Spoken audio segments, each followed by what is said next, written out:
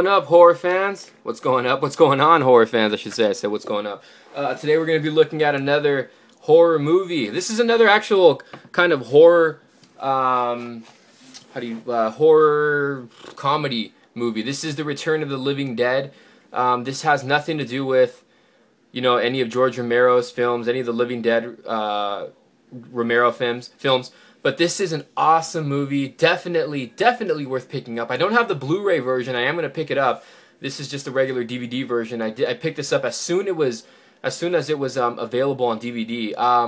I remember seeing this movie when I was a kid, and it scared the hell out of me. And then when I picked it up I picked this movie up. Let me see when it was released on DVD. I don't know if it has 2002. I always told myself, well, how the hell did I get scared of this movie? But it did scare me when I was a kid, and this movie was released in 1985. Let's see. This is just an awesome movie. It's basically, to sum it up, it's just about people who work at a warehouse. They come across a canister that was that was owned by the military, and inside it has bodies in it, and they basically I guess you can say, open up the canister, which releases some kind of gas that brings the dead to life. And it so happens that the warehouse is literally like right next to a cemetery. So all that gas seeps into like the cemetery, bringing all the dead people to life. Now, a lot of you guys, if you have seen like zombie stuff, or like TV shows, like The Simpsons, for example, and you hear the zombies say brains, this is where they got that from. Because in this movie, it doesn't look like the zombies eat the entire bodies. The only thing the zombies eat are your brains. And once they eat you, or even bite you, or if you take a whiff of that gas or whatever was in that canister, you become a zombie. And the funny thing is that the zombies run in this, which I don't know what I would prefer, the zombies running or walking, because it seems like when they're walking and they're slower, that seems scary. But it seems like when they're running, my goodness, we'd all be dead like right away. But they do run in this. They do talk also. They talk in here. So the movie is a little cheesy at times, but it's a great movie. It's pretty gory. It's got some of the zombies look just great. Like the Tar Man. The Tar Man is awesome. He's like a fantastic zombie. One of my favorite zombies is the Tar Man. And you'll see him in this movie. And this movie's not even expensive. This version, just the DVD version, is like $10, and I think the Blu-ray is $10 also. So it's a good price, and I think might pick the Blu-ray up tomorrow. I'll read the little description here on the movie. It says, just when you thought it was safe to go back to the cemetery, those brain-eating zombies are back and hungry for more tasty mortals. A fiendish mix of outrageous humor and heart-stopping terror. The Return of the Living Dead is a veritable smorgasbord of fun.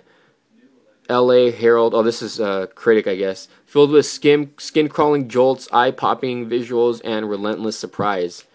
Oh, here we go. Here's a description. On his first day of the job at an army surplus store, poor Freddy unwittingly releases nerve gas from a secret U.S. military canister, unleashing an unbelievable terror. The gas reanimates an army of corpses who rise from their graves with a ravenous hunger for human brains. And luckily for those carnivorous cadavers, there is a group of partying teens nearby just waiting to be eaten. There is nudity in this movie, a lot of bad language, of course, a lot of gore, but it's an awesome movie. It's like one of my favorite horror movies. Would it make my top 10 list? No, but it would almost make my top 10 list. It's just a fun zombie movie. And again, it's not related to any of George Romero's movies. They do make a reference to Night of the Living Dead in here, though. You'll hear about that. And they don't say George Romero's name, but they do talk about him briefly in the beginning of the movie. And like I said, the zombies look great. And if you haven't seen the movie, you guys will definitely enjoy this movie. It's an awesome movie. There's like, I don't know how many sequels. I think there's 5 of them. This is the first one, though. But the first one, of course, being the best one. The second one was okay. The second one was more comedy. It's still worth checking out.